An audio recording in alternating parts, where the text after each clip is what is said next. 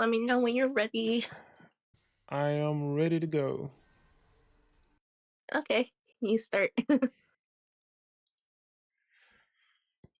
Welcome, ladies and gentlemen. We're doing another Feng Shui podcast here. We're reaching out to the community to let them come on and basically speak their mind on whatever they choose to talk about within the community. I'm here with Miss TeeLee. How you doing today? I'm doing well. How are you? Doing good. Long day at work, but it's doing good. I just wanted to basically get your opinion. You talk about your experience as a player in the FGC, and Yes. and pretty much let you lead the conversation. You can give the people a rundown of your history, like how long you've been playing, things of that nature. Okay, so let me do like a little backstory before my main history in the FGC is mostly Tekken, but I'll just get a backstory of what got me into video games in general before I really started picking up Tekken. So, as a kid, when I was a little girl, my father is the main one who got me into video games, literally. Because I was always watch my father play video games. My very first console was the Nintendo 64. Fast forward, what got me more into fighting games was Street Fighter. And this was when I was like 3 or 4 years old. I used to run around the laundromat and I saw the Street Fighter arcade slots. And I played on those. I'm like, oh, this is a fun game. And then fast forward around by the time I was a teenager, I started playing different fighting games from like Mortal Kombat to Virtual Fighter. I believe it was Virtual Fighter 4 and DOA 4. So those were my main fighting games at the time. But then what really got me to Tekken, that's what really made history for me and changed my views on things. So basically, with Tekken, I have two brothers. I'm the oldest, and my youngest brother, he brought the game over. He's just like, I'm like, oh, I remember this game. I see it around the arcades and even like kind of like amusement parks like Boomers and stuff. But I do remember playing this game. It's like Tekken, sounds fun. And so I picked up Tekken 6 because of him, and then out of nowhere, I just got hooked and addicted to the game. What really drew me to the game, my first main in Tekken 6 was Christy Montero. I'm like, she has cute clothes. That's what really attracted me to play Tekken. Like, everybody has cute clothes, like Christy, Lily, whoever. And I was just addicted at that point to collecting all the clothes in the game because I was just like a little my teenage mind, just having fun. And my brother, he's just like, hey, you're pretty good at this game because he knows I was beating some people too. But back then, Tekken 6, young TeeLee during Tekken 6, I didn't really know many of the advanced fundamentals that I knew now. So it's like basically back then, all I just knew is that I just knew the strings and that's it. Just a basic string, like how to punch, how to do 3 hit strings, 10 hits, that was it. But I didn't know anything about like pairing with punishment, frame data, like advanced stuff that you would know now, Tekken 9 backdashing. And it was new to me. And so it's like when they're usually back then, I feel like FGC back then was a little more friendly and welcoming compared now with a lot of people getting on Twitter with their drama and stuff. I'm not gonna get into that, but anyway. So it's like back then, how I got better, I would play stronger players, and they're just like, "Hey, you're pretty good." And they're like, "We see your potential."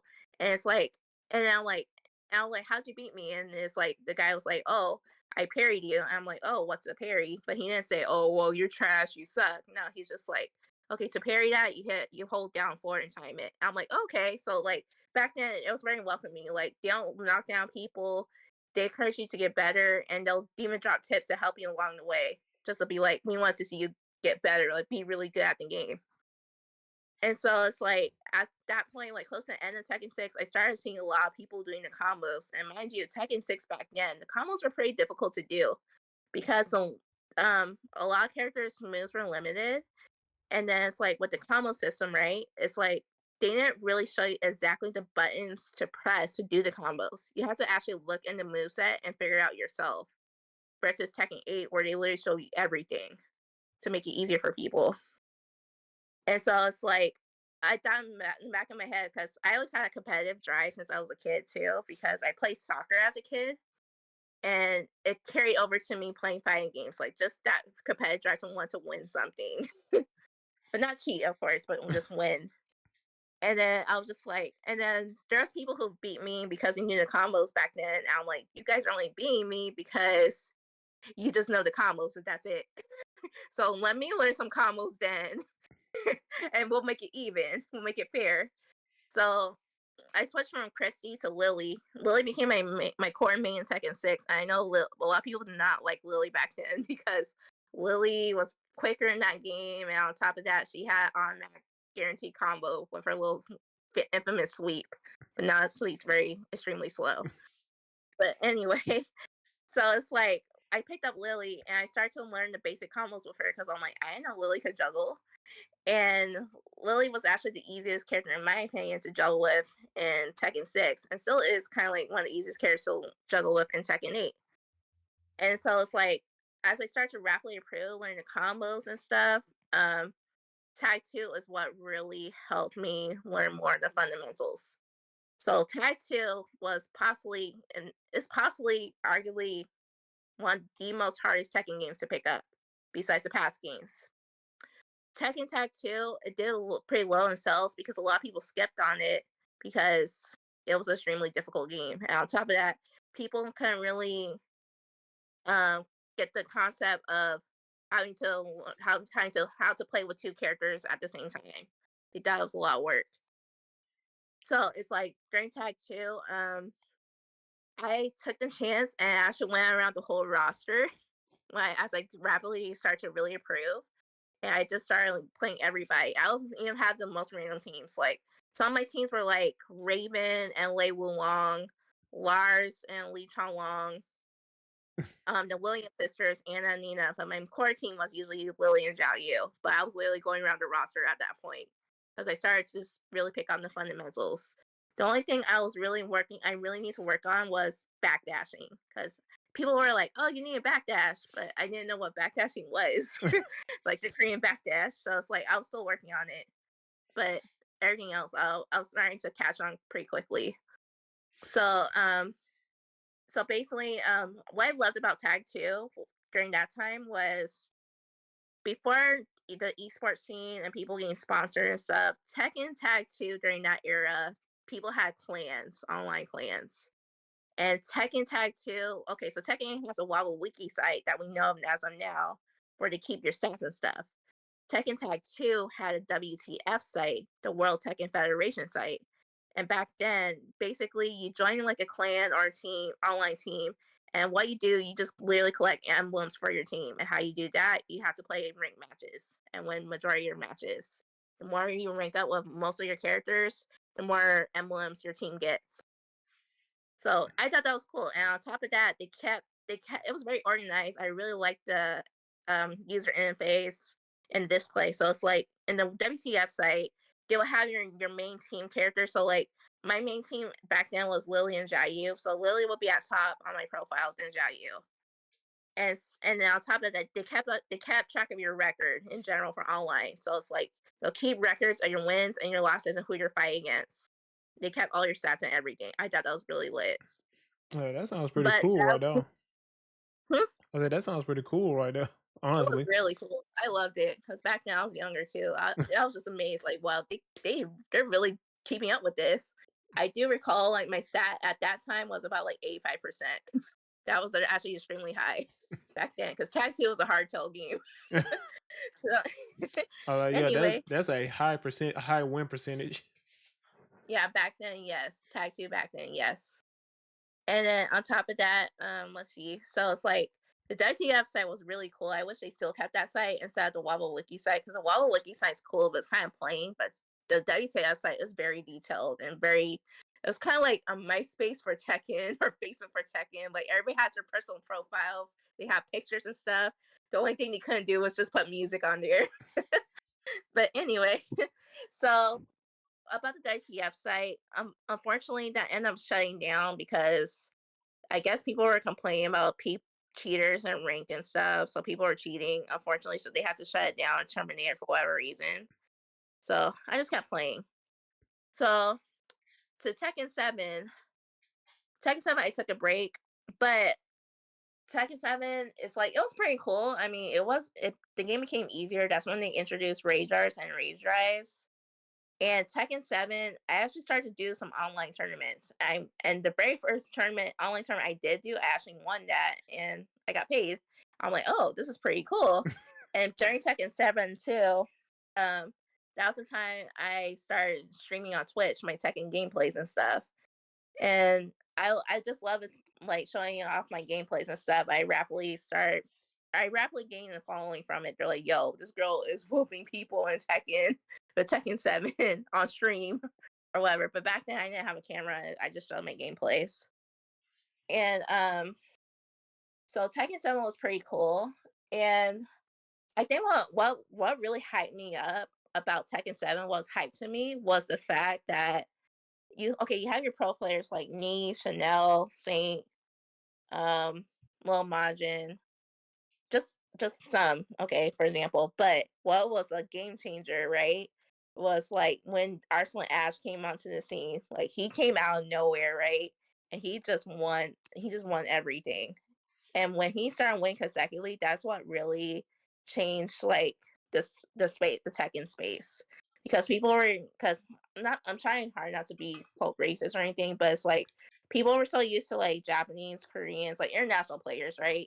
Winning mostly tournaments. But the fact someone from a whole different background who had to work because if there's actually a documentary about Arsenal Ash and they did talk about the difficulties he had to travel just to compete, Yeah. but now he did it. It's just like wow, and it's like he really took the time to work hard and study everybody else's gameplays, including himself, and train with his friends.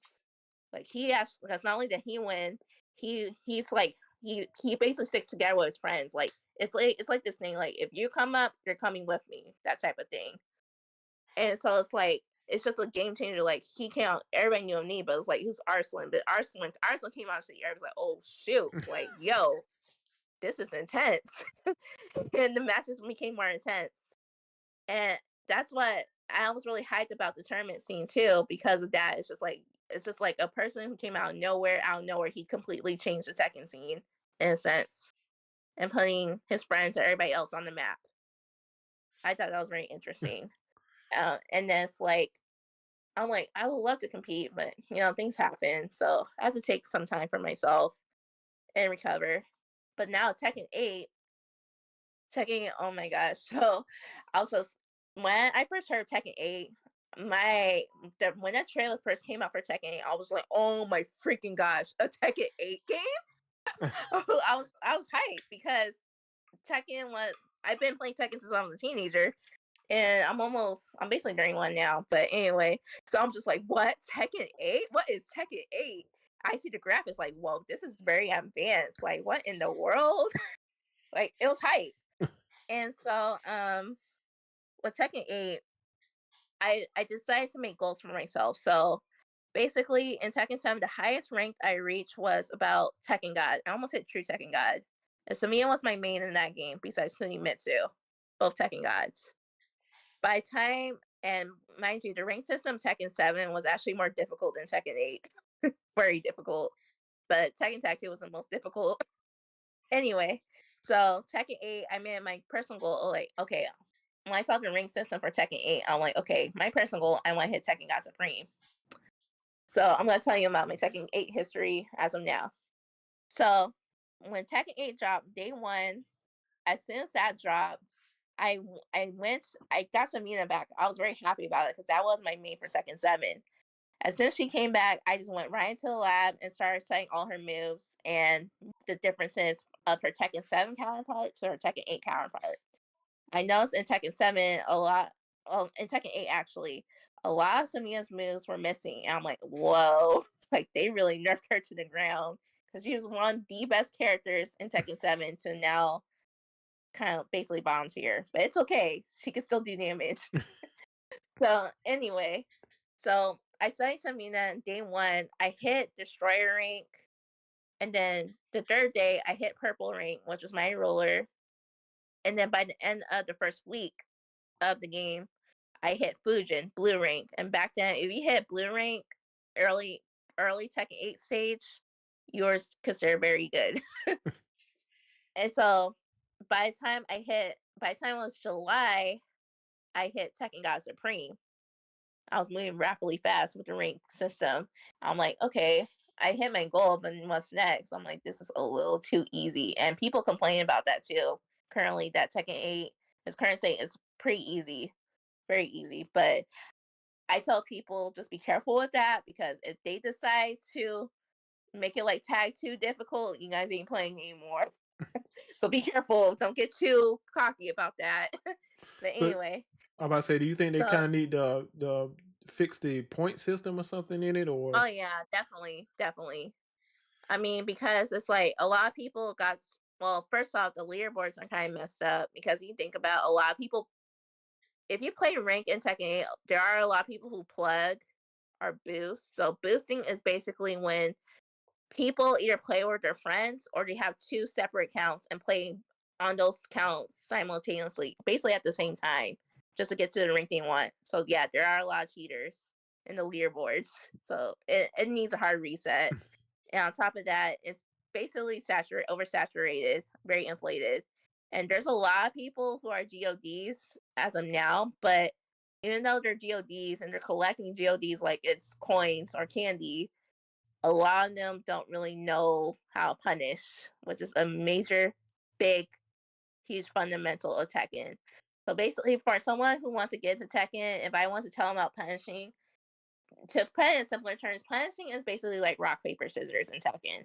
So it's like if you draw out, if I draw out scissors and you draw out rock, rock's gonna be scissors. So Tekken terms, it's like Tekken's based on speed, so you want to throw out the quickest move possible that gonna beat your opponent.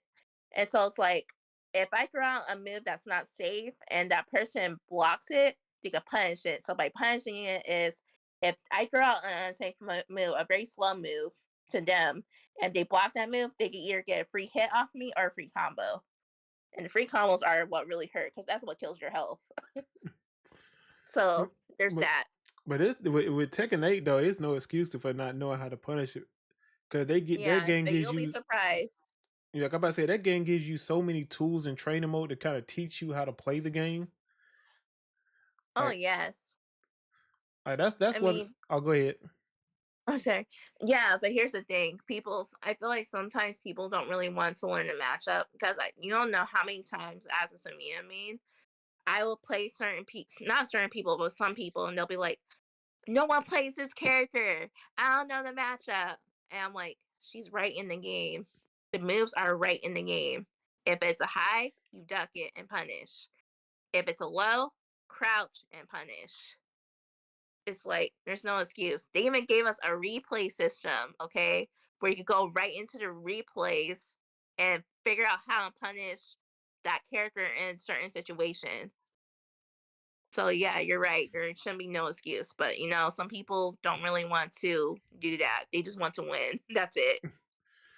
Either that or nerf your character down so you shouldn't be able to do certain things. Right. And It's like like I like you got replay takeover. You can literally if you lost to somebody, you can go into a replay and pretty much replay the game, replay that round again, and basically figure out, okay, what did I do wrong here, and then you exactly. and test out different punish to try to see what works best for you. So, Exactly. maybe I don't know. Maybe it seems like the younger players now coming in to kind of Yeah. just don't want to put the work in to basically learn. But I'm like, if you want to get sponsored, you want to get these things placed well, you're gonna have to learn how to lab every character. Exactly. That's why in Tag 2, I took my time to literally lab every character in the game. And Tag 2 was literally one of my funnest moments of Tekken, my Tekken journey, because during that time, because I was in college, but whenever I had vacation time during summer, I'll literally just lab like literally almost every day with and just talk with my all my Tekken friends. We would just literally play each other every day, all day, every day, and just have fun with it. Just have fun and just enjoy ourselves. That was literally it. So I don't know how it is now, but I feel like a lot of people now, it's like they're kind of ungrateful in a sense that they want Tekken 8 to hold your hand. Like it's like, okay, you messed up, it's okay. But as you said, if you want to get sponsored, you're gonna have to learn. You have to step out your comfort zone and learn the most difficult situations placed in that game. And that's what makes Tekken hard too, because Tekken to me is also based on instinct. Besides quick reaction, you kind of have to know what the other person's going to do. So it's like based on instinct. That's the hardest part. Because some people told me too that they sometimes overthink when it comes to playing the game. Like they think their opponent's going to do something, but then they get shocked when they do something else, and then they don't know how to adapt at that point. And adapting is very, very important when it comes to Tekken. Mm. So how I got sponsored. So basically, quickly grew a following because I randomly ran to Lil Majin on rank, and I'm like, wow, so that happened. And then on top of that, I made a bucket list, a small bucket list for me to like, okay, if I'm still good at Tekken, if I still got it, let's just win a local. Like, let's just go to a local and try and win. And that happened. I actually came first place in one of my locals, and that was really cool. And the first time I actually played in a local for Tekken 8, I came in second. It was very close, but it was awesome. So I was placing high in locals and stuff. My advice to someone who wants to get sponsored, especially a woman in the FGC, like if you want to get sponsored to play any fighting game, especially Tekken. I don't know about the other fighting games, but I do know about Tekken.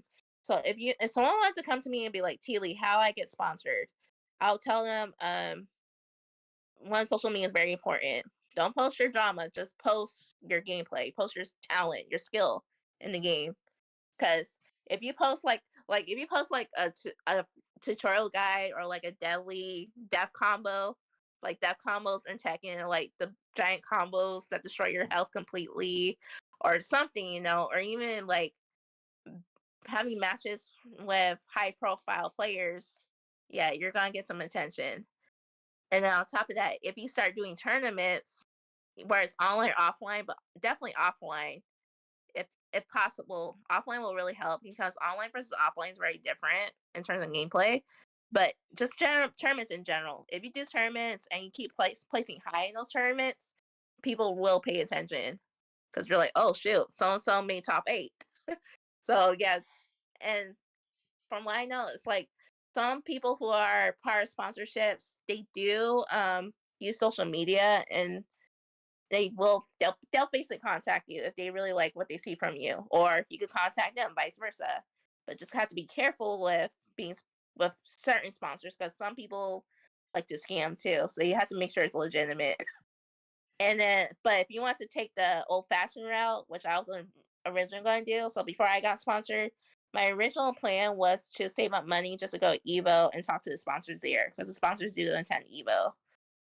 But since I got recruited early, I don't have to worry about that. Now I could just have fun and travel and just play the game because I love the game. And my biggest goal as of now, because I hit GOD in December. I was taking breaks on and off though, just doing some mini tournaments. My goal is to eventually do TWT. That's my biggest goal. Cause I hit GOD. I placed top 8 in major tournament, like an online tournament, Paragon, which is really cool. The format was different to me, but I liked it. It was very different. And on top of that, I won a couple locals. And I will just usually post my gameplay or my tournament results. And so my team loved it, and they're just like, "Yo, this girl, she's legit." But on top of that, as you can see, I'm a very goofy individual, and they love that about me. So they're like, "Yeah, we're gonna recruit Because I her." know that's something sponsors also look for too, like like your personality. Like, have you do now? Yeah, What kind of personality do you have? exactly. Yeah, me, I'm very goofy. I mean, I think as a player too, when it comes to Tekken, what people are intimidating me about the most, because usually when someone loses in the game, right? They tend to rage a lot or get mad or cuss you out or something. But when I lose, I'm just calm, and then I'll just be like, "Okay, let's go again."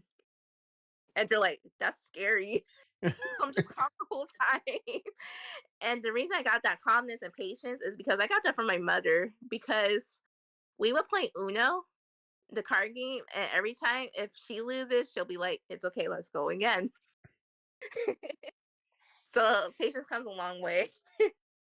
And it's like it's just cool being sponsored. I mean, I have been recently watching videos about the FGC dream being like an illusion, like it's a lie, selling to people about if you're a sponsored player, you do it for them, you people automatically get paid, like be rich or famous or whatever.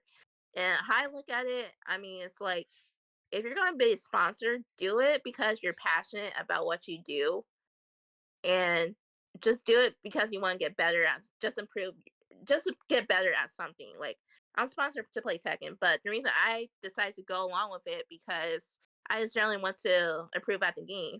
And I completed a majority of the things on my list that I wanted to do with that game. So it's like if I really want to test my skills, I have to start competing in majors. If I really want to quote be one of the best, I have to play the best.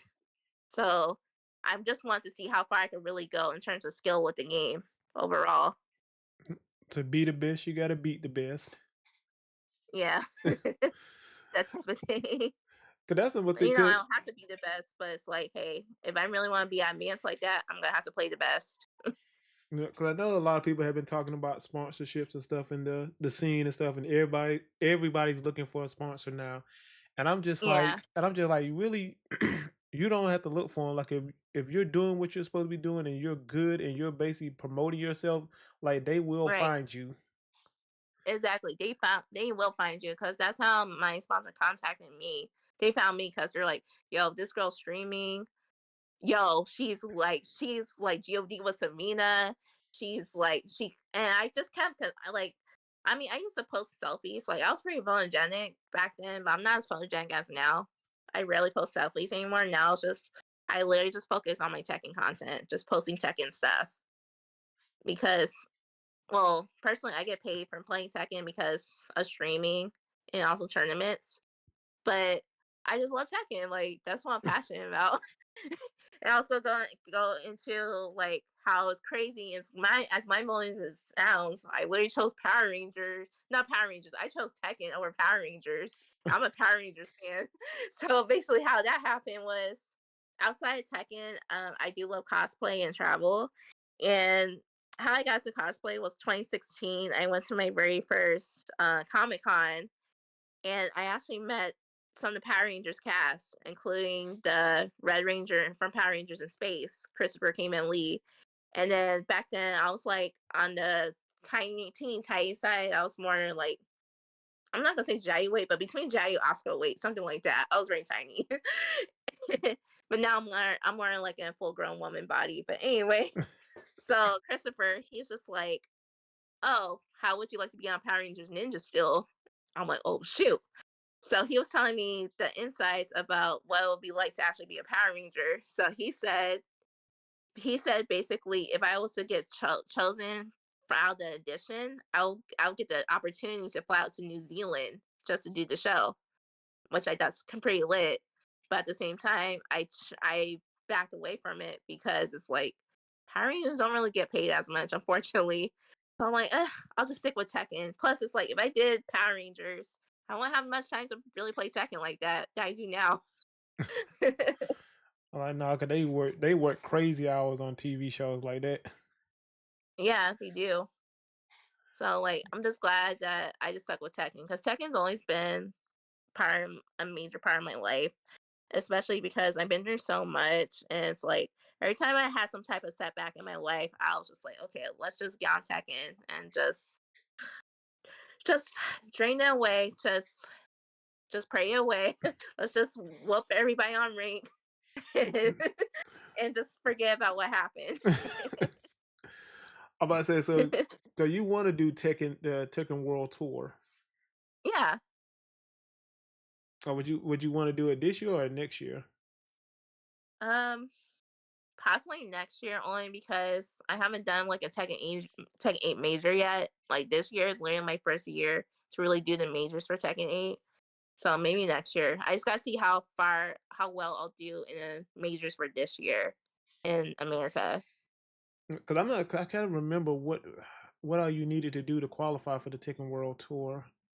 I'm not sure, but I know that my team, they'll inform me about what's needed, what's qualified for it, what's needed to qualify for it. But that's something I do want to do, TWT for sure, because it's just cool just to travel, just to play Tekken, and meet everybody around the world. Oh yeah, 'cause definitely. Um, I know how would hmm, you think? How do you think you would do against like Arsenal Ash players like that or Knee? I do know Arslan's coming to level up Exo, and that's my first major, so we'll see. I know Um, you gotta have that confidence. Like, nah, I'm smoke them. I know, we'll see. So it's just like it's like if I do come across him in a bracket, it'll literally be my first time ever playing against Arslan. It'll be very interesting too. I do want to eventually one day play against Arslan and Knee because they're how they adapt to the game is very, very different. I also like the fact they could literally play with everybody too. I could play with everybody as well. So it's just interesting to me. I remember like my younger brother who's not the youngest, but my younger brother who's like the middle child. He used to play Tekken 6 with me, and he was actually better than me at Tekken 6 at one point because he was doing all the advanced moves in the game, and Alyssa was his main. And I'm like, "How'd you do that?" And he's just like, "Well, you got to figure it out for yourself. I play better and I look better than you too." I'm like, "Okay, so that's how it's gonna be." And mind you, he was only like 10, probably like 8 to 10 at the time, saying all of this. I'm like, "Well, excuse me." You know how I got three sisters, so I know how that that brother sister relationship. Yeah. So it's like now, but he stopped playing at one point because he was getting a lot of hate mail as a kid just for playing the game. So he thought it was too much for him. And I get it because he was just a kid. But I'm just glad he came back to play Tekken again. As of now, he currently plays Tekken 8, but he just plays with his friends. I'm like, that's good. Like, I just like to see you come back to play the game. Mm, And I think in terms of like constructive criticism or heavy criticism, such as hate mail or bashing or what, or even bullying, whatever the case is, I would say like in the FGC, you kind of have to, not even you have to have a thick skin. So it's like if someone's getting hate mail, this is what people do on PlayStation these days because I play on PlayStation. Like basically if someone sends you a hate mail, they'll try to bait you in to try to argue back with you, get you to argue or retaliate just so that they could get your account reported and banned. People do that nowadays. So if you get some type of hate mail or any type, don't even respond to it. Don't even waste your time. You don't want to get yourself banned because someone's petty that you beat them or they lost to you or something. It's not worth it. but that's just that's just part of playing any game. Like you're not gonna win Yeah, every match. Like you're gonna lose from time to time. right. To me, that shows you like the kind of player you are. Like if you know how to take your loss and be like, okay, I lost. Let me go back and look at the replay. Let me see what I did wrong and try to fix it. So next time I run into this player, I'll be better prepared for Right. him. So yeah, it's a lot. I know, especially like now. 'Cause I know, like with Tekken 8, I know. How do you feel about Tekken 8 and the heat system and all that stuff? The heat system, it's cool to me. I mean, it's different. That's what really got a lot of players to play the game in the beginning. But at the same time, I feel like it's kind of repetitive and it's kind of like overdone with the damage a bit. Like I remember the heat system day one was pretty broken. A lot of people complaining about it, so it's like they really had to tone down the heat system. Mm, And but then there's like old veteran players who's just like, oh well, I wish Tekken 8. Why can't Tekken? I wish Tekken was like back when you had to focus on backdashing and there was no heat system. There's no rage art, none of that. No power crushes, no armor. I think what really kind of got me like okay, this they're doing too much with this game is the guard breaks. Like certain characters in the game have a guard break. I'm like, why do they need a guard break? But I'm like, okay, it's what it is. But it's just crazy to me. But I mean, I'm a veteran too, so I get it. But at the same time, it's like if you want to evolve and you still have love for Tekken, you're still gonna play the game regardless. I mean, there's so many times people will call the game trash and complain about it, but they're still playing the game. It's like if it's trash, why are you still playing it? If you don't like how it is now, you could go back and play all the other games. I mean, Tekken 7 is available. There's Tekken 6, like any Tekken game, really. So I'm like, why complain about it, but you're still playing it? Mhm. It's not unless you guys are getting paid for it or competing, then what's the problem? I don't know.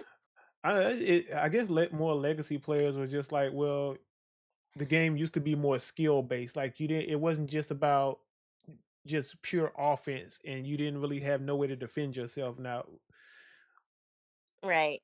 but I'm like, even with the heat system, like it just is something new. But I get it. They're trying to basically make the game like more esports, like it make it more fun for like viewers and stuff like that. And Yeah, like you really have to I know agree. you really have to know when to use the heat system. It's not just like a get out of jail free card now, especially now with some of the tweaks they made to I believe that it's not something that you can use Yeah, just to I get out of agree. jail. I do agree about that. I think the reason why they decide to take the more offensive perspective on the game is because basically, if you notice the tournament play in Tekken 7, it was hype, but at the same time, you notice a lot of them were spacing. Like just backdash, poke, backdash, poke, rinse and repeat. But they weren't really actually fighting like that. So it's like it might bore some people like, where's the fight? Like you guys aren't really doing anything. Versus like Tekken 8. Yeah, it's extremely offensive, like extremely aggressive. Yeah, very aggressive. But it's intense too because people are actually trying to fight for real, like an actual fight. Like, oh, they're really scrapping. Yeah. And like yeah, you have to kind of make those fast decisions, like more so than you did in Tekken 7. Because Tekken 7, you could Oh like you said, yeah. you could backdash a bit and kind of reset everything, and then kind of jockey for position before you make a move. Right. It definitely was interesting for me just as a fighting game player to watch, but I could see how like an average person just watching it would be kind of like this is kind of boring. Right. Because it's like they're just moving, but they're not actually really fighting like that. I don't know, And my playstyle straight up is actually very aggressive. It's always been my playstyle since six and tag two. Like it never switched up. So that's why I like when I heard that Tekken 8 was gonna be aggressive, I'm like, oh, so this might actually be my game because it's literally aggressive. That's literally my playstyle. Like in terms of my playstyle, I tend to use a lot of mix ups and pokes and setups to pressure my opponent. So it's like if I notice they're slowly backing away or even hesitating, I take advantage of that because I'm like, okay, they're not doing anything. I'm just gonna go in and pressure them because it's like people are so used to like someone backing away. It's like you could stand there, right? And then the person's still backing away. You're backdashing. It's like, why are you backdashing? And the person's just standing there. They didn't swing at you or anything. You're literally just sitting there, but you're backdashing away. That's the opposite. They're used to that, but they're not used to people who are actually up in their face with the pressure. It's like they're just like they'll basically freeze up against pressure. They're like, okay, I don't know what to do. I don't know how to counter this, and that's how I get a lot of people. I know, cause I know Arsenal Ashley. He's complained about it a little bit. He was like he wants them to put more defensive mechanics in the game to kind of balance out the offense. Oh yeah, a lot of people do. I mean, that's understandable.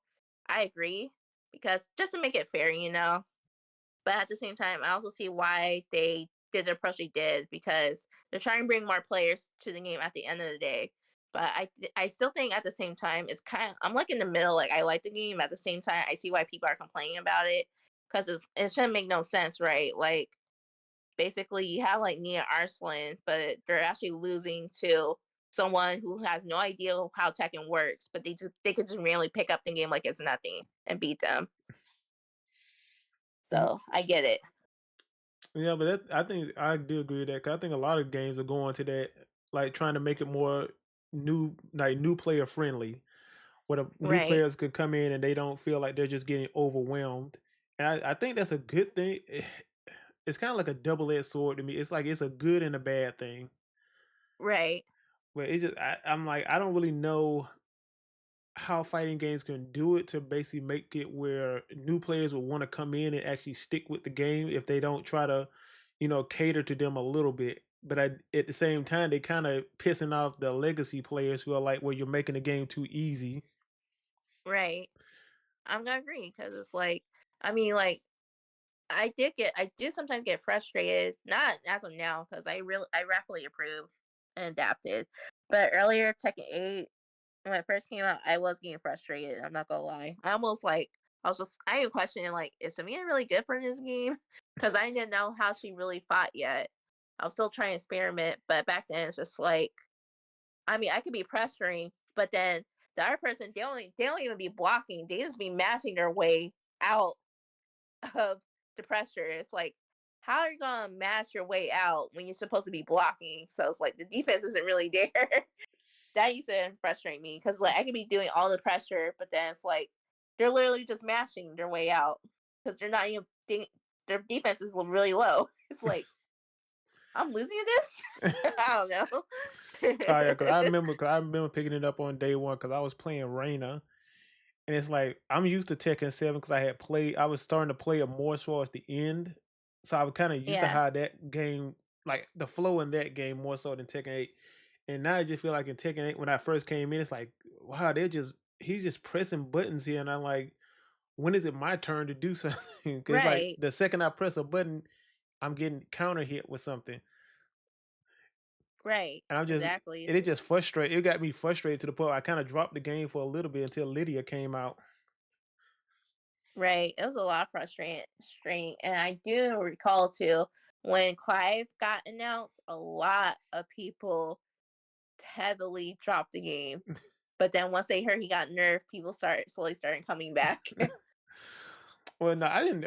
I did. I understood why people were mad because I was like, "How is he hitting? He's literally we're at round start, and he's basically throwing a move out that's hitting me at my start point. Right. Like this can't be fair. Like And then a lot of people they've been complaining to the most about the movement in the game. Like backdashing got nerfed in Tekken 8. On top of that, the it's very inconsistent when it comes to sidestepping, sidewalking. Like if someone sidesteps correctly or even sidewalk correctly, they still get hit. It's like so we can't really sidestep as much. So it's like it's very difficult. I know what one guy, one of MK player who used to play Tekken. He said something I thought might have been interesting, and maybe you might agree.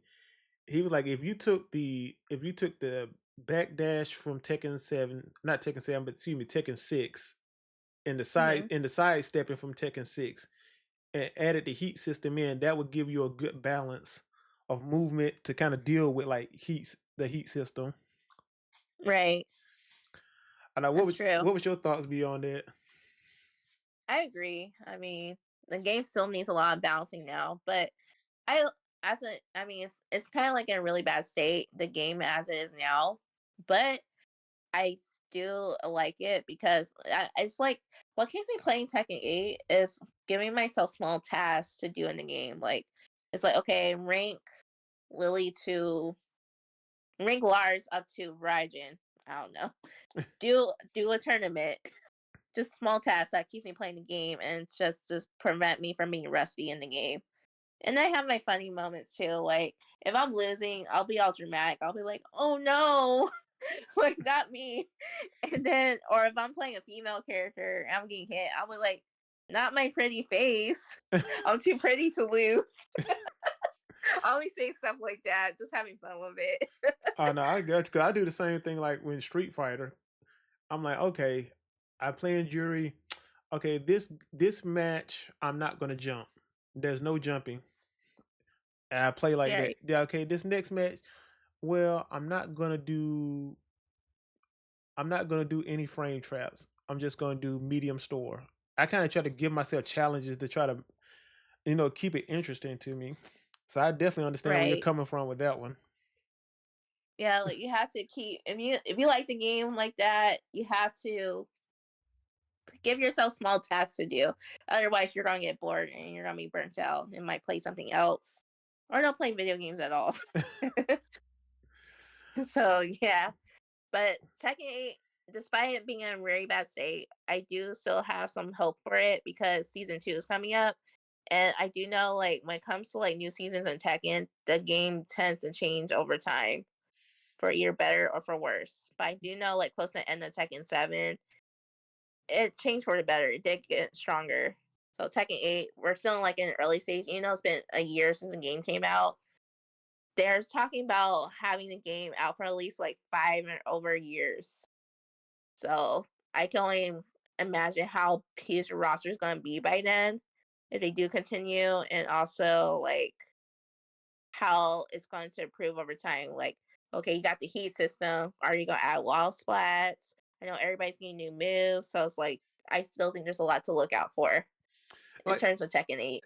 is it me? Or, well, maybe you might know. Are floor breaks more easy now? Oh yeah, they are easy. I about to say I know I've been playing it more lately. I'm like, wow, it seems like it's a lot easier to break the floor than it used to be in in 7. Right. Yeah, it's easier. But I don't know, who would you want to see in the next season? um, my personal choice. Well, I like Anna because I did play her attack too. I know she's coming back. I would say Kunimitsu. You know, people hate Kuni for her passion. She was the best female player and not female player, female character in Tekken 7 because she was too quick. But then I would also like to see maybe Gario because he slept on, or even like Roger Jr. But better yet, actually Mokujin. Mokujin. I love Mokujin because Mokujin gave you the chance to play as everybody each round. Mm, Like definitely bring back Mokujin. Or even Lei Wulong. I love Lei. So Lei has like 7 stances. So I can only imagine what they'll do with Lei. Like I like mixed up type stance characters. So like Samina, Xiaoyu, any character with a stance. Because it's mm, interesting to me. yeah, I don't know, cause Lydia, she is a stance character, but it's something about her in this version of the game. I can't put my finger on it. It's like something just feels off with her. Yeah. I do know in Tekken 8, she's more linear, and on top of that, she gets most of her strength, like her damage from heat. But outside of heat, she can't really do too much. And on top of that, she doesn't have too many lows. Which is actually a good thing, but at the same time, it's kind of like you kind of need a low poke once in a while to really open people up if you're blocking everything else you do. Because it feels like everything she does forces her in the stance, and that's like one of the things I Yeah, don't really like about her. yeah. I mean, I did pick up Lydia a little bit in Tekken 7 and 8, but I don't know. Her character just doesn't really click to me. I don't know. Like I could play her, but it's like I just have my own personal taste of characters. Yeah, 'cause I know a lot of people tell me why don't I go back to Reina? I'm like, But Arena's fun. I just like I don't know. It's just like I guess because I'm so used to playing Lydia in Tekken 7, it's kind of like you kind of want to stick with the like old trusty faithful. Right. But if it Mm. depends if they bring the one character I want them to bring back next season, that might Mhm. actually be the character I would stick with because I was so heated when that leak came out saying that Falcon Ron was going to be in this season of Fucker DLC. wrong. Yeah, Fucker wrong's a problem. Jesus. Like Parker was built for Tekken 8, in my opinion. Imagine him coming back. Oh my gosh. Even Marduk. Oh, You ain't winning against Marduk. Or not, Armor King. Bruce, just just Armor King. just Julia. just regular King is a nightmare right now in this game. Yeah, but imagine bringing back Armor King. Oof. Yeah, I don't think you're winning. But he's definitely one I'm looking to. I'm hoping they're gonna bring him back in season 2 because they had leaked it that he was supposed to be coming this season. But I think when they leaked it, I think that's when they switched it to Heihachi. Okay. Yeah. Well, I'm But excited for season 2. One character I would main for real though, besides Samina, you know I love Jayu, is her friend Miharu. Miharu moves extremely quick in tag too. I loved her because she had the selfie bag. Like she took pictures of everybody in the game. I know. Would you be interested if they all of a sudden near the end of Tekken World Tour said, "Hey, Tekken Tag 3." Yes, I love it. I'll be down for that immediately. 'Cause it seems like a lot of people like since that game, the second one's been out, people have been going back to it and kind of like, you know what, this game wasn't as bad as we were thinking it was. Yeah, because people kept trashing it a lot. They're like, "Oh, this is a trash game. Tekken 7's better, blah blah blah." But now people are starting to appreciate it more because it's more challenging Yeah, compared to the current state of Tekken now. because right now, it's kind of hard because I don't know where they would take the story right now. Yeah, story don't make sense to me. I mean, like Tekken 6, Jin started a whole world war with his father. Now Tekken 8, people paint Jin like the hero. Like Jin could do this, but I'm like, did you guys not forget about Miguel? Like Jin took part in partially why Miguel's sister died, and he wants revenge against Jin for that. Like you're gonna scrape off Miguel now.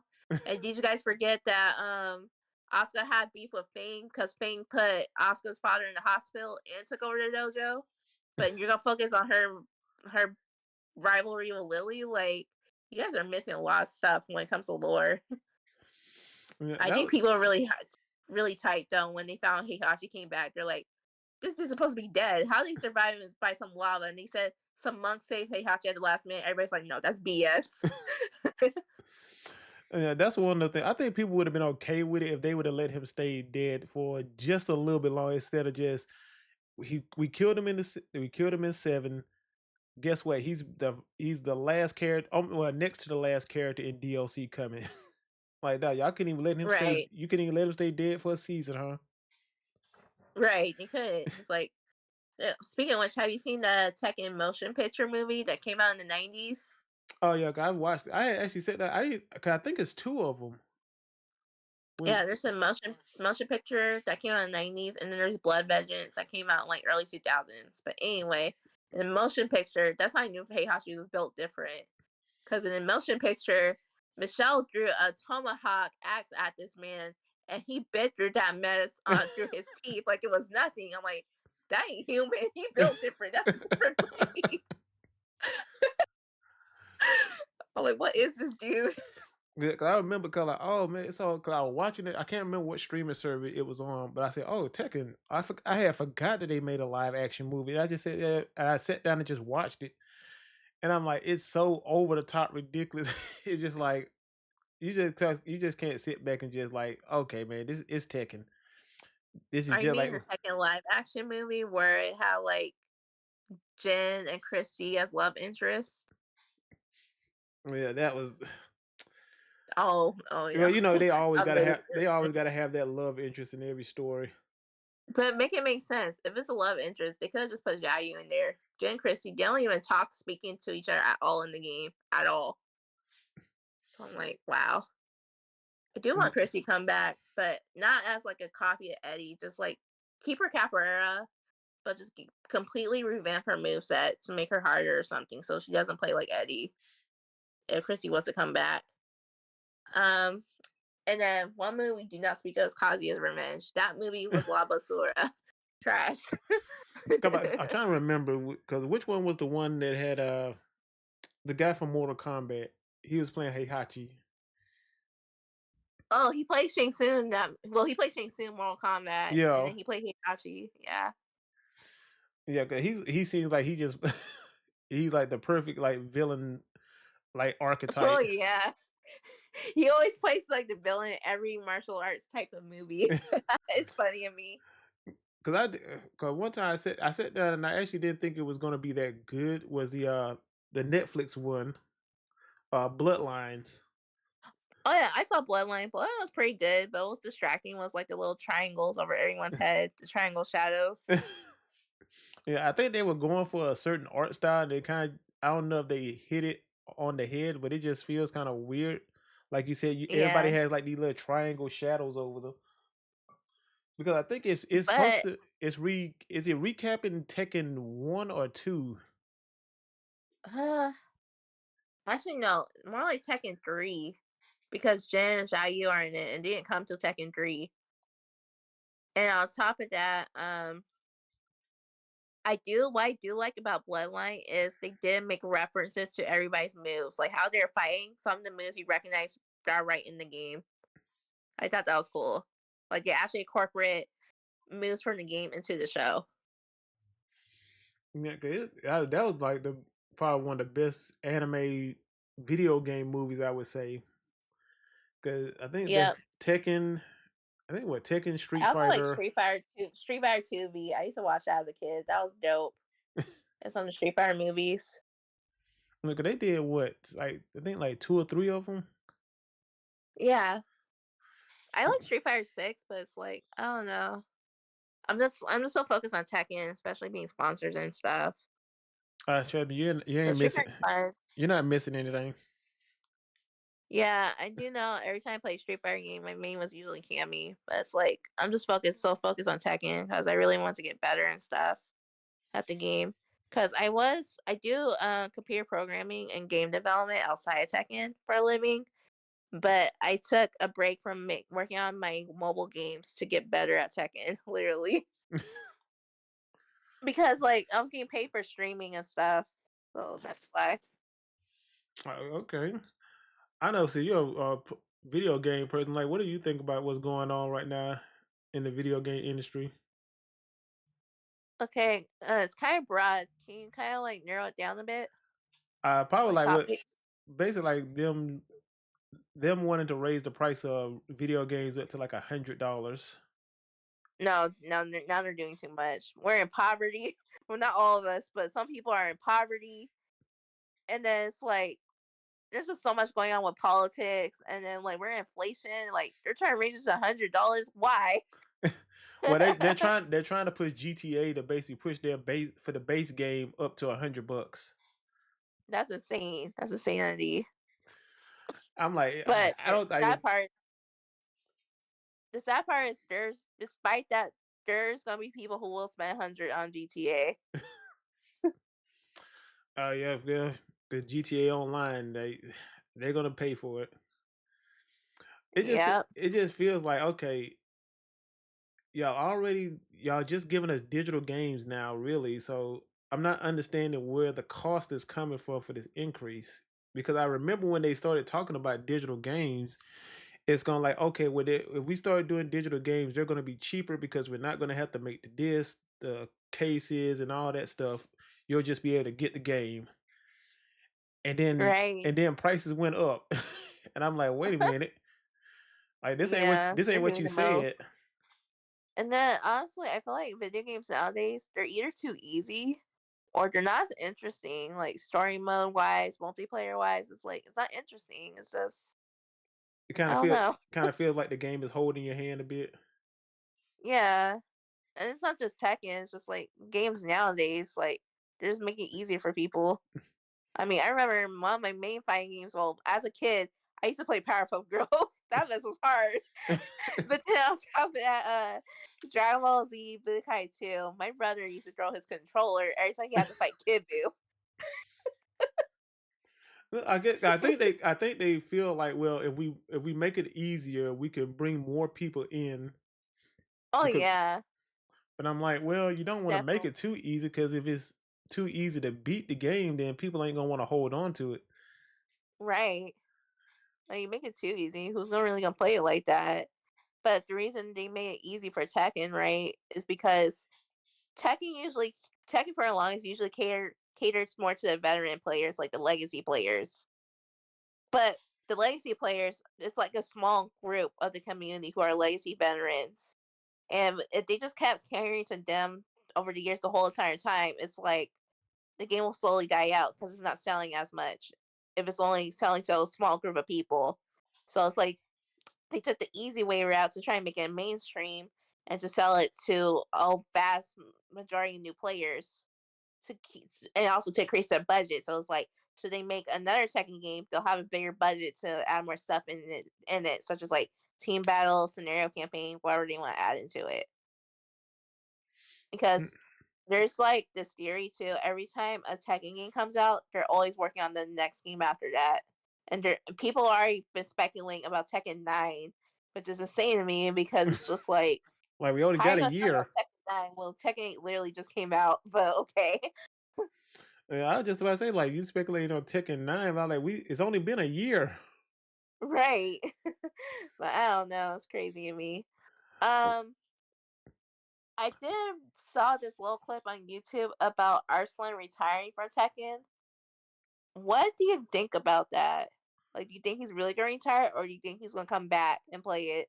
I think he wants to. I just think he wants to take a break right now from Tekken 8. Like I think he's really frustrated with Tekken 8 and just how the play system is Yeah, and everything. I think he just wants to take a little break to kind of get his thoughts together. yeah. I don't think he's gonna fully retire though.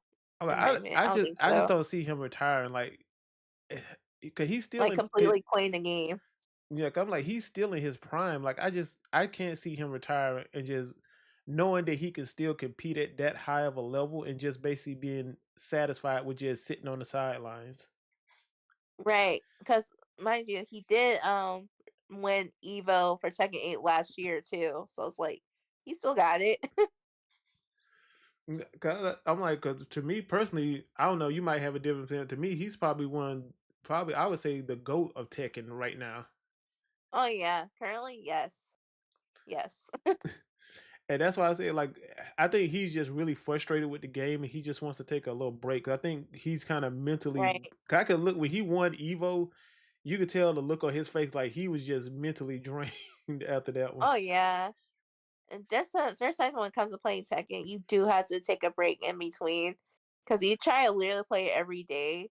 It can be mentally draining, especially if you're losing, because then you get burnt out. Cause we could talk about that So too. Like, how it's do you feel crazy. about being like you're a streamer and you're having to Hmm. basically play Tekken pretty much every day? Like how do you keep it like fun for yourself while you're playing on stream? Well, I mean, I try, because Twitch is kind of like my other income, getting paid to play Tekken like that. I try to play as much as possible and be consistent, but I don't play like over 6 to 8 hours of it. That's when it becomes draining. For me, I'll play at least like 1 to 2 hours at most. And if there's like a highlight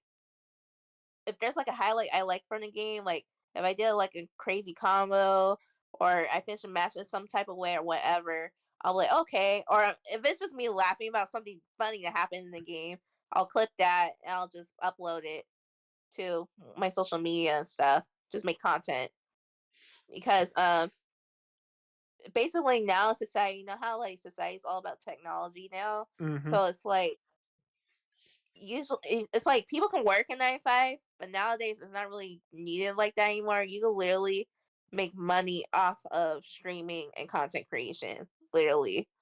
And Fang GM, did saw a recent video he did talking about what's it like being a pro player in the FGC, and he said ironically he gets paid more content creating on YouTube and stuff than he ever did as a pro player. Yeah, I can actually see it because he went to full depth into it, which was interesting. But yeah, it's just like part of my income does come from streaming. But I love to stream though. It's always been my hobby because I was a streamer before a major Tekken competitor that I am now. Like I was good. I was good at the game, but I just love streaming because I just love talking to people, interacting. There's people from like Korea, New Zealand, even my state talking to me, and I'll just be like, "How are you?" And then if I do something funny, it's just like they're like, "Oh, this girl's funny. She's bubbly," and we'll just talk in the comments and stuff. And then recently, I did like one of the first online tournaments for XIX in Tekken, and we had to wait over like an hour just to do our next set for the tournament, right? So Hmm. it's like, while to keep people entertained and like, why aren't you playing? I just literally took my stuffed Pikachu that I got for my birthday, and I'm like, yo, Pikachu's gonna dance for y'all while we're waiting. And that's the cause like that's the thing I'm trying to figure out even with my own channel and Twitch. It's like I'm trying okay, I'm trying to play, but I'm trying to be more reserved and not really be so just out there. But then at times I'm Right. like, maybe that's what people want to see. They want you to be more real, more just don't really just Yeah, try to hide your emotions at the time. right. That's what will really stand out. Like, just be who you really are as a person, not ranging like some people. Like, I don't know if you heard about LTG West Tech Experience, but we're not gonna talk about that. But yeah, but Nah, I'm just not. be Nah, I can't do just the be like LTG. yourself. I can't do the LTG thing. I'm like, I'm not gonna be like plug in and Right, getting mad. Like, and I get it. That's his brand, right. but it's like, okay, man, it's not. I don't know. LTG is kind of like a weird topic because it's like Yeah, because like people I've talked to like that's met him is like if you met him in person, they like he's completely different than how he is online. yeah, but yeah, a lot. There's like documentaries about him and stuff. It's crazy. But But it's like my personal brand, it was funny. So it's like I did this TikTok video where it's like I was in cosplay.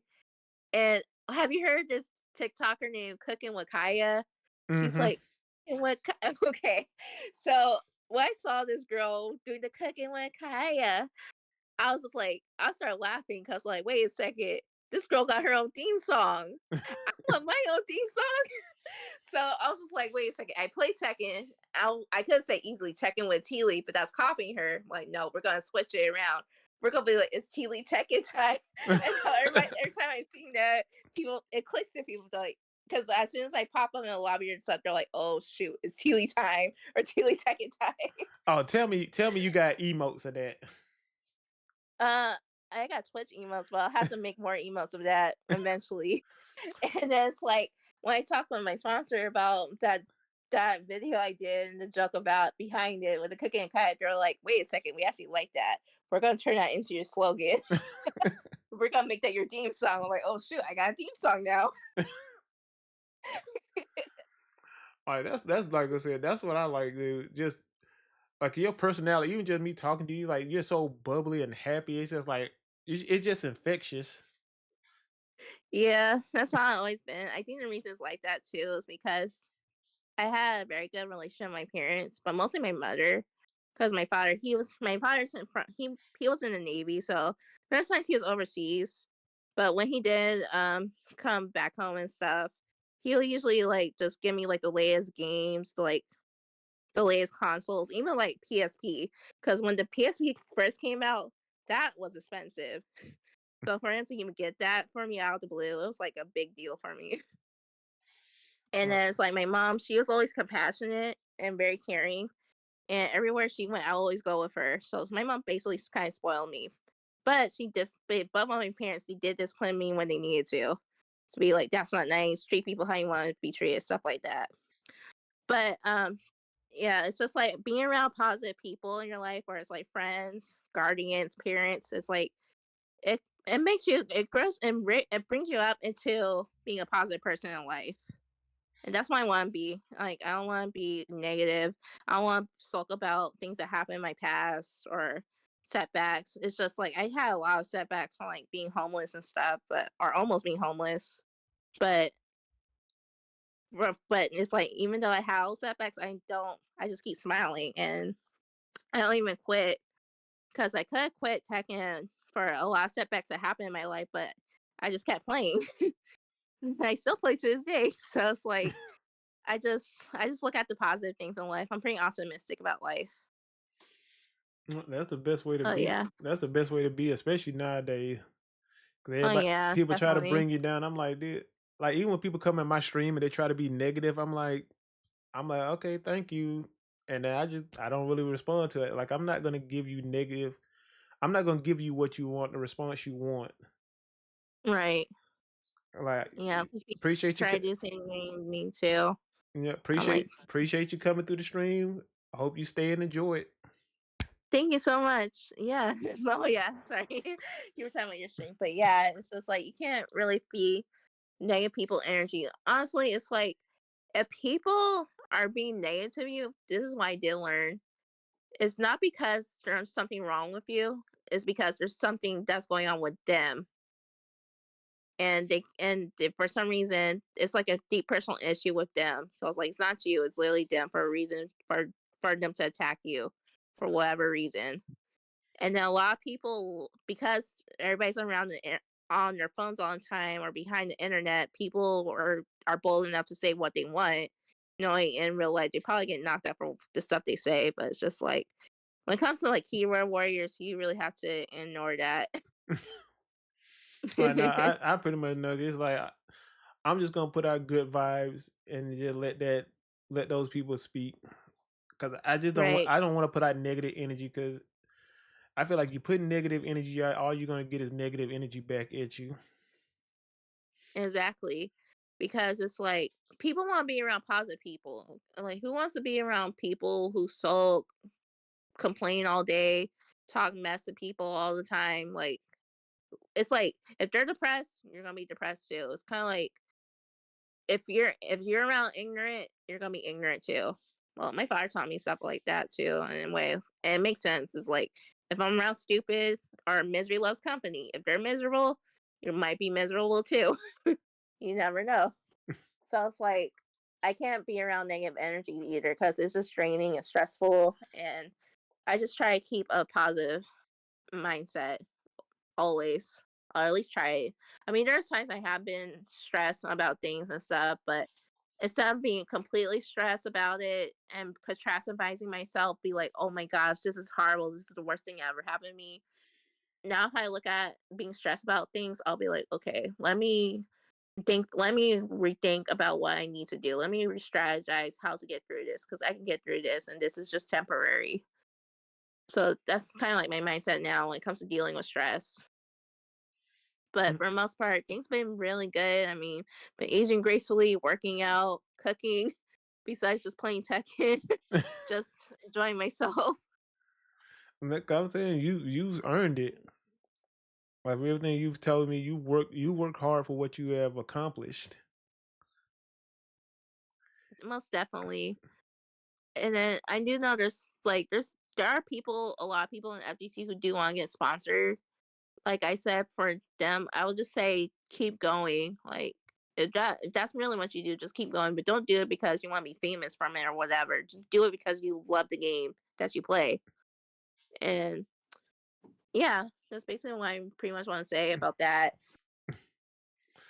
Yeah, cause like I said, me personally, I look at it like, well, if it happens, it happened. If it don't, it don't. Like I enjoy doing what I do, so it's like it's not a big deal to me to be sponsored or not. But I said I'm not gonna sit here and Right. be like, oh, I'm gonna turn down a sponsorship if it comes. Like, no, if it comes and they willing to sponsor me, I'll talk with them and we'll work out whatever deal we work out and move forward with that. Yeah, of course. But So yeah, it's very I know interesting. some people just feel like, well, if I don't have a sponsor, I just can't do this. I'm like, are you doing it because you love it, or are you doing it because you think that sponsorship is going to make you rich or something? Right. Exactly. And people are looking at like, well, if I get sponsored, I'll become famous or whatever. That's what they're mostly looking at. A lot of them. Rarely do people get sponsored just because they just generally love the game or love whatever they do. It's kind of like sports too. Like people try and go into to inside the NBA or NFL, hopes to get drafted, just to be like I'm really nice like that and stuff. But then it's just like, okay, but are you doing it for the money or are you doing it because you generally love the game or you just want to challenge yourself at it? Yeah, and just I can agree with you what you said, and just be yourself. I say a lot of people like when I watch a lot of streamers and stuff, and they're like, "Well, I need to take a month off." I'm like, you taking a month off? I'm like, because you're not really being yourself when you're being on there. You're putting on a little bit of an act. I'm like, just be yourself. If you don't want to play Right. if you don't want to play the game, like I like a lot of fighting game players. I'm like, it's not bad if you don't want. If they say, hey guys, today I just don't feel like playing the game. I want to play something else. Like to me, there's nothing Right. wrong with that. Mhm. And then on top of that, so this gonna open up another discussion about like pursuing esports, right? Hmm. So did you hear about like the article or like a couple of videos about how Punk, the Street Fighter player, he dropped out of high school just to pursue fighting games? Yeah. What's your take on that? I think it worked out for him, but it's something wish he would not have basically put out there in public. Not to saying that he's wrong for doing it, but even though I know he said, "Don't do what I did," but I'm like, Right. but it's gonna, it's gonna be some kid out there that's gonna say, "Well, Punk did it, I can It do so it." I'm gonna do it too. It's not like to me, even when you're that kind of esports player, you have to be very conscious of what you're saying, because even though you're not trying to be a role model, you are a role model to kids coming up in the younger FGC players, and Oh yeah. they're gonna look at you and be like, "Well, if he did it, I can do it." And I'm like, Punk is like he's like Arsenal Ash. He's like these are like generational talents. Eh, Right. so it's like you may not be as talented as he is, and so you probably need to have something to fall back on just in case Mhm. your esports dreams don't work out. I'm not Right. I'm not telling you not to pursue your dreams, because I would never tell somebody, "Hey, don't pursue your dreams and what you want to do." But I would always say at least have a backup plan just in case things don't Oh, that's work a out. fact. Yeah, that's a fact because it's like I mean, like well, for me, it's like I didn't start playing tech until later in my life, like that. But I didn't be like to my parents asking, "T, what do you want to be when you grow up?" I wasn't like, "Why I want to grow up? I want to be a pro Tekken player." It's like you would get laughed at. I mean, like the video game industry now is came a long way because now it's like a literally $1 billion industry with like video games, esports, and stuff like that. And people are literally making money playing video games these days, even competing.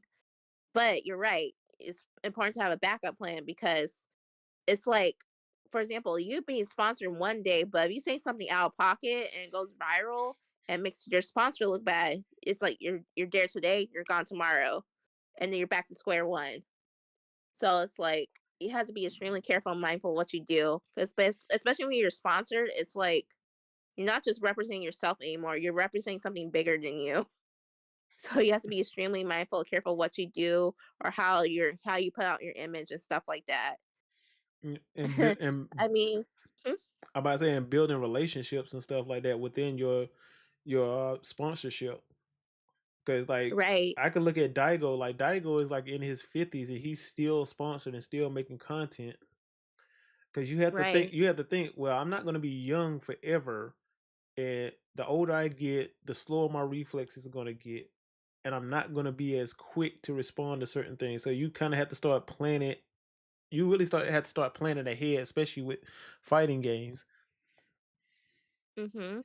And I would say, like, in terms of school, I mean, I would say education is very, very important. Well, not everyone finishes college, but what I did learn, like, when it comes to school, it does teach you, like, the basics you need in life, such as public speaking, because you have to present speeches and stuff. If you get sponsored, you're gonna have to know how to communicate with people or others to get better opportunities, network.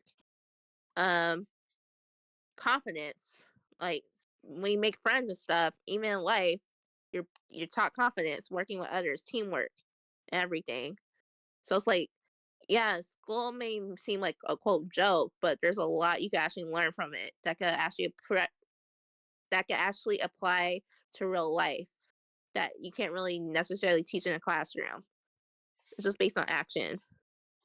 And I mean, knowledge has always been my I'm I wouldn't say like my strength, but something very important to me I value because my godmother, she's always like knowledge is power. The more you know things in the world, the more you can change the world. How you want to change it. And it makes sense because it's like I was happy that literally got accepted into 5 colleges, but I chose SCSU because it was closer to my house. And I was on a path to figure out what I really wanted to do in my life. I was just like, okay, I could just be a lawyer, but the lawyer's kind of bad right now because it'll put you in debt, and we don't want that.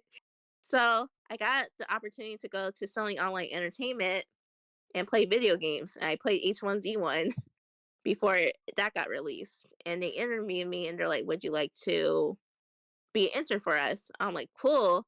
But I didn't have the computer experience. So that's how I got to computer programming and game development because I always loved video games and stuff like that ever since I was very little. And But now it's just like now I got the opportunity to actually do something else I'm passionate about. It just teching. So it's like if you want to pursue a career in something, not a job, but actual career, make that your passion and do something.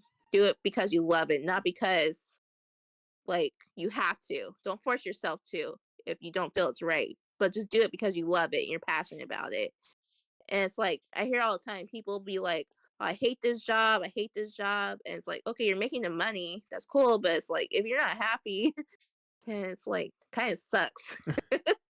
So it's like it's just good to have a backup plan and just take what you know about the world and life and apply it to whatever you want to pursue in the long run.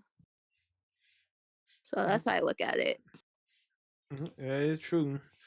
Cause cause I know I've been around people like that. They're just like, man, I just hate this job. I hate this. I'm like, but it's a good paying job though. Yeah, but I just hate Right. this. I just want to do something else. I'm like, well, you can still do that on the side and just kind of build up, your experience doing it. And then once you're ready to move on, just do things the proper way. Put your 2 weeks in and say, hey, I'm leaving to go pursue something else. Right. I know for me, it's just like honestly, if I didn't really have any type of income at all, if I was really struggling, like on the verge of poverty, I would not be playing Tekken right now. I'm gonna tell you that. So, if anybody really wants to get sponsored and join esports, just make sure you have some type of income coming in. Otherwise, if you're just traveling with no money, yeah, you're gonna struggle. Mm. So, have you been to a couple of majors? My only one, it was during close to the end of Tekken 7. It was DreamHack San Diego. So how I got into that one, basically, I was helping volunteer for with an organization called Broadcast Her. It's like a gaming organization back then, and so at that time they also had a Tekken tournament there for Tekken 7. I'm like, oh shoot, I love that game. So at that time, 131 people played in that tournament. And ironically, I placed 25th place for my first time doing a major ever in my life. I'm like, this is pretty good. But yeah, Shadow 20Z won that major, but it was interesting. It was a very interesting experience. I know. Did you like it, or was it just kind of overwhelming at times, or you were just like, this not as overwhelming as I thought it was going to be? Yeah, it was overwhelming. I actually had fun. I mean, when I was moving further into the brackets, some people there, they recognized me from San Diego locals, and then when they saw me winning most of my sets before I got eliminated, they're just like, "Hey, you're really good. We will like to invite you to our local." So I actually started making friends just by going to the majors. Oh, that's Well, cool. that's my only major I went to, but I'm going to like more majors this year. Oh, that's definitely cool right there. Cause I know I've met a couple Yeah, people that I still in contact with coming through a couple of majors and stuff like that. And I train with a couple of them, and it's just like it's. I feel like it's a good place for everybody to get together. And, people that like doing what you like to do, and give you good right. conversation and everything.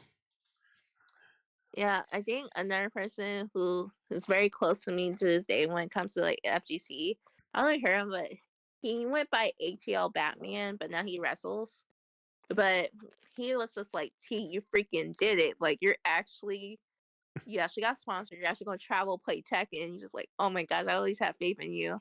And it was just like a big smile on my face to hear that from him because he basically knew me like since tag 2, but he also knew me during my setbacks and everything. He's just like, no matter what, I got your back. And I'm like, thank you. So it's like sometimes he said when he gets a chance, he might come to one of my majors just to support me. And he was an Armor King main. Yeah. I was take me down that road. Like, what was your reaction when they said, "Hey, we want to sponsor you and bring you in"? Honestly, I okay, so the other day I did cry tears of joy. Besides that, the sponsor, but because of the deck, it's like, yo, I went from almost being homeless, my mom being sick and stuff, to being sponsored. Like, what? That's surreal to me.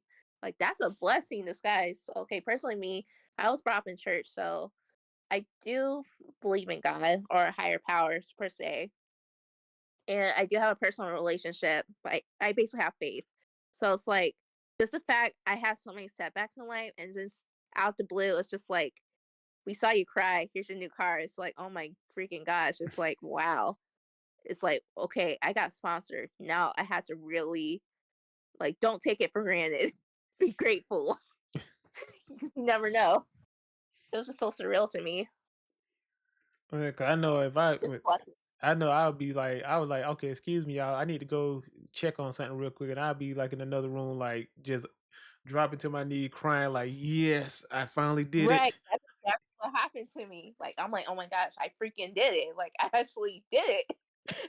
And it's like all those years of playing Tekken is actually paying off. But I didn't play it just to get sponsored though. No. I just play because I love the game. But people been paying attention to how I play and stuff, so they just reached out to me. I said, "Nigga, And I'm." then on top of that, we know too, not many women play Tekken. Very, very few women play that game because it's very male dominated. Mm, well, that's kinda almost all the fighting games, it seems like, and I Yeah. do you think that's starting to become more of a growing trend now that we're starting to get more female players to come in? Yes, but then I don't know if you saw the tweet about this one guy. He said he wanted to get women after FGC because he said there's quote e thoughts women with OnlyFans promoting their OnlyFans than their gameplays and stuff like that. So it's like a double edged sword. I think there's more women who want to play, but then it's like there's women who don't do that. Mm, But it's just like if I okay, if I had a daughter or if I had a little sister or whoever or someone younger than me and they're looking up to me, they're like, T, I want to get into FGC. How do I do that? I'll just tell them straight up, like, just keep playing the game. Girl, if you're a girl or guy, just keep doing what you love. It's gonna happen. People will pay attention. But just keep your personal life or personal business off of social media. And stay out of drama. Like, don't even get into debates or arguments with people in the FGC because some people do that, especially on Twitter. That will get you into some trouble. man, like, And if my you're sponsored, even better, bigger trouble. because in my opinion on it is like I don't care if you're a man or woman or whatever. It's like all I care about are you a skilled player? That's it. Exactly. Like Exactly. if she's a good player, she's a good player. It don't really matter one way or the other. Right. That's all that matters. But yeah, I think like for some reason though, people tend to there's some misogyny in FGC sometimes, unfortunately. I mean, I'll give you an example. Have you heard of the Tekken player Tanakana? Mm-mm. Okay, so Tanakana during Tekken 7, she was getting a lot of traction because she was from Japan. On top of that, she beat some major players like Nia and Brawl Pro during her run. But she lost her sponsorship because she said Shortman didn't have rights and a whole bunch of other stuff. So that happened. But it's just like, but despite her being extremely skilled at the game, she got compliments for that, being very skilled. She was a Jiayu main. But there's people who are saying stuff like, oh, well, Knee went easy on her. That's not a girl. Just stupid stuff. And it's just like, why can't you just say, good game, she's got the game and be done with it? It's just like, wow. I would just be like, well, can you beat her? Exactly. Because And then they said the same about Colorcore too. But Colorcore really worked her way up for real to get to where she's at. I respect her. I think it's changing a bit. And I do think that like well, I can't really say because I'm not a woman. I don't really want to speak speak for a woman on that issue. But I do feel like it's more because every time I go to majors, like I see like a lot of girls in there just playing, and they're not trying to do anything else but just play the game. They just want to play in the tournament. That's it. Right. And I've played against some of them. Oh Like yeah. they're nice. They're nice young ladies. You talk to them. They're nice. We sit down. We play. they might beat me. I've lost to one playing Guilty Gear. Like I didn't sit there and get mad about it. I'm like she was a better player than me. Yeah. She outplayed me Yeah. on this point. It just is what it Yeah, is. there's some misogyny going on with that. Like I said, some dudes are still kind of stuck in that mindset, like, oh, she belongs on the kitchen, she doesn't belong on the game, on the sticks. Like some dudes are kind of like, not even some dudes, some women too. It could be any gender really. Some people are just kind of like have that little sense of pride, like I shouldn't be losing to a woman. Right now, you didn't lose to a woman. You just lost to a better player. Right, It's just what it is. But right, if it was a dude and he beat you the same way she did, would it be any different? right. Instead they'll be like, oh, good games, but I don't know. People like to come up with excuses sometimes when a woman wins at a fighting game. It's just weird to me. Like, I'm more sitting back It's like, wonder. I'm more sitting back wondering when we're gonna get our first female Evo champion. that would be interesting. Shoot, if that happened to me, that would change my life forever. I'm not gonna lie about it.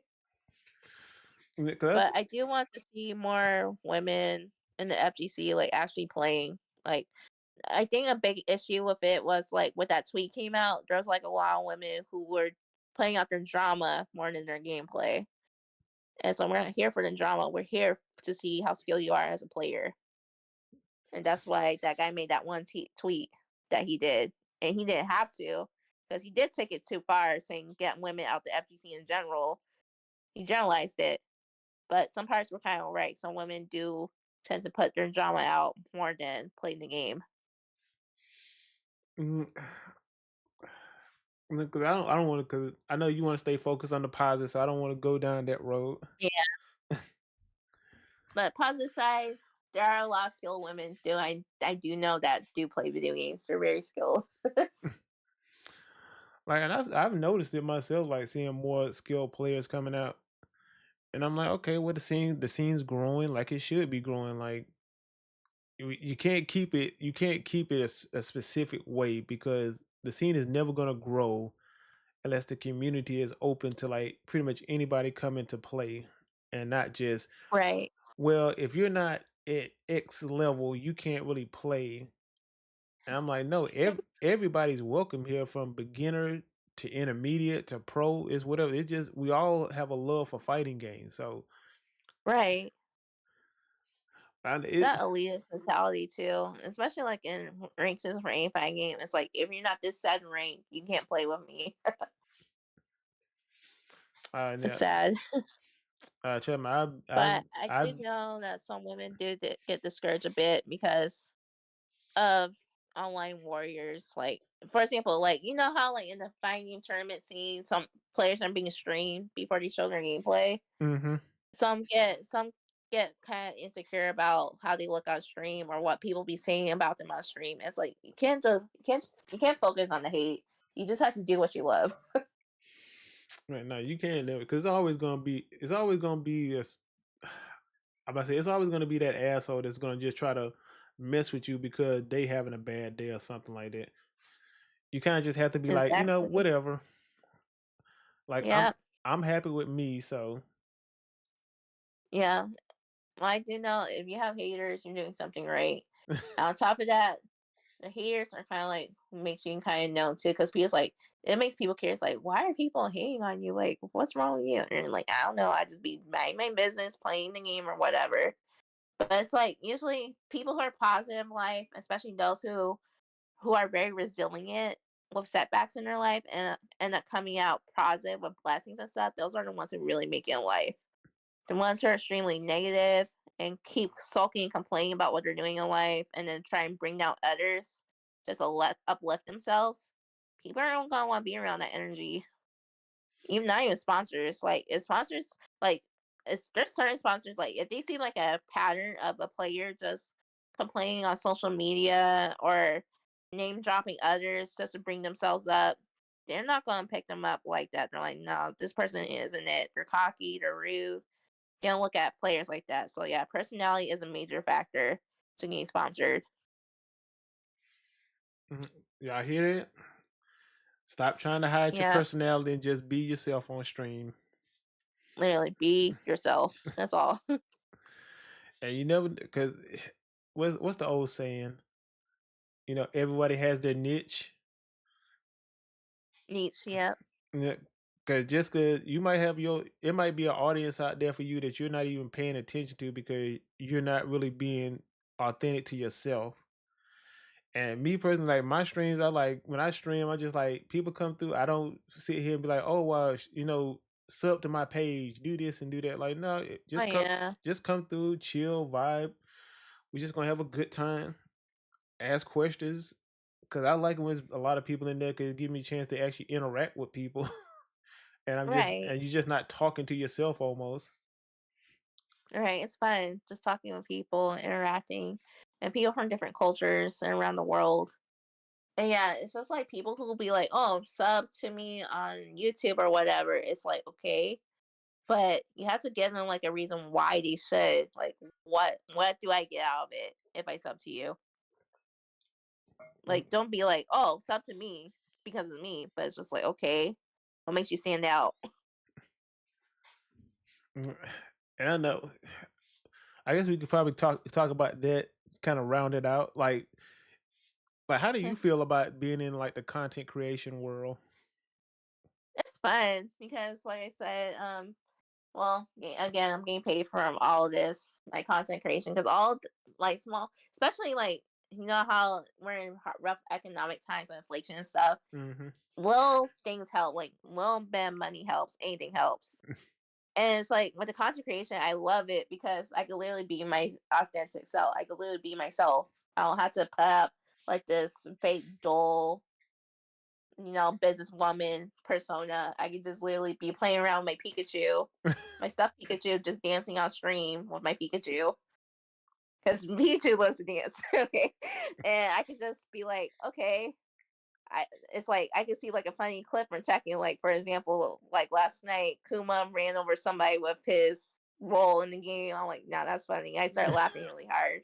Like I could just let him make content out anything, and not only do I enjoy it, others enjoy it too. So it's just like it's kind of like being like an entertainer, just helping, just talking with people, connecting with people, and like even on TikTok and all my other social media, a lot of people started to follow me because of Tekken. Like if there's times like they'll search Tekken and some of my stuff will come up because it's literally Tekken.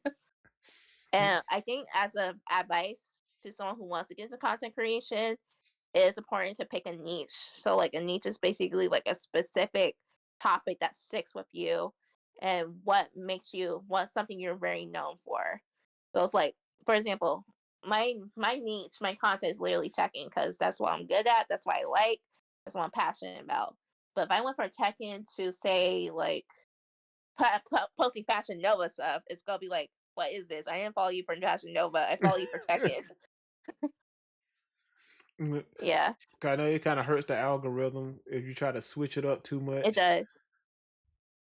It does. So it's like you have to be very consistent. Consistency is key too. Be very consistent. So like you don't have to post every day, but like just post when you need to. So if you can't post every day due to work or whatever you're doing in your life, just post at least once a week. That's just basic advice for someone who wants to get into content creation. As Yeah, long as you're doing something like a pattern that's consistent, then it'll be easy for people to keep up with you. yeah, because I was about to say it's probably like if you could do like probably 2 videos a week, Yeah, that's probably good. At least for people know, hey, oh, it's Tuesday. I know this video is gonna be dropped on Tuesday. Oh, it's the weekend. I know he's gonna drop a exactly. video here. Like, yeah, cause And I think when it comes to video making too, it's good to also have your own little style of how you make your videos and thumbnails and stuff, like for YouTube or TikTok. So, like for me, for example, like when it comes to my videos, I design like this anime logo to kind of represent my brand of gaming with my Twitch on it because Twitch is where I really talk and interact with everybody.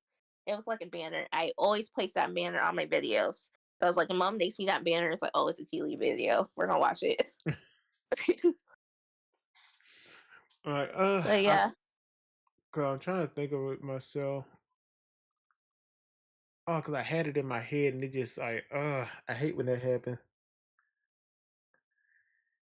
In terms of content creation? Yeah, I got like I was gonna ask a question before I let you go.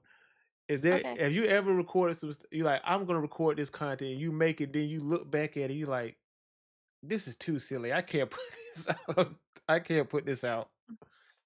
I haven't had that yet, but if I am now in terms of maturity. If it is like goofy like that, I'll let myself know. Especially if it has nothing to do with my main niche. Like, if it has nothing to do with Tekken or the FGC, I won't post it. It has to be some type of gaming FGC, something gaming related. It has to be, even if it's just like a meme or something. Otherwise, I'm not posting it. I know. Have you ever thought about like have a starting like a secondary channel for like do like, well, I don't want to do FGC content here. I want to do like other things. Well, Like, I do have a secondary account.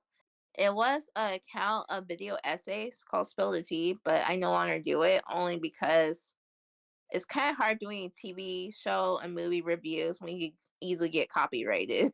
yeah. So Well, yeah, that's kind of dead. that's something I gotta figure out too. Because I'm like, I want to do the same thing on a separate channel, but I'm like, well, how did these people put all these reaction movie channels up and they don't get hit with the copyright? Right. Because that's what I was trying to figure out. It's very tricky, so I don't even attempt it anymore. Now it's just like on my main YouTube account, it's just mostly tech and stuff or gaming stuff. 'Cause I would have thought you probably would have threw like some anime or something in there. Yeah. Oh yeah, and cosplays. I do have a couple of my cosplays too. Just stuff that I like. Oh, I got But you. yeah. But I definitely appreciate you taking the time out to talk with me. Yeah, you're welcome. And actually, I can pretty much say you're the first lady of the show. Aw, that's sweet. Yeah, 'cause you are the very first female player we've had on here. So like you basically set a benchmark. Yeah, I just hope. I mean, I went through a lot of stuff, but I just hope, like, just the fact I get to play Tekken and do something I love, and I'm sponsored with it because of my skill and stuff.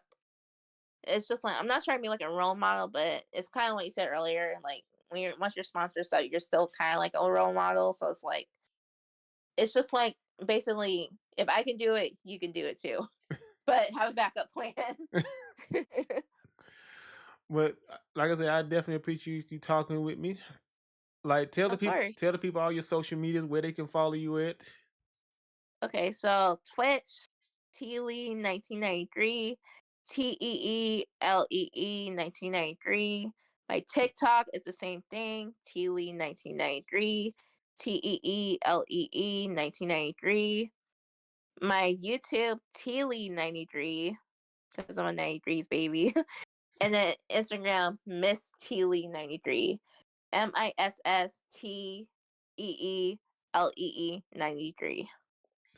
Y'all And heard yeah, y'all heard it. Go out there and support this young lady. She definitely is her personality is infectious because this has been a lovely interview. And like thank you. it's so infectious because you're so bubbly as and like it just helps me put a smile on my face like just talking to you. Yeah.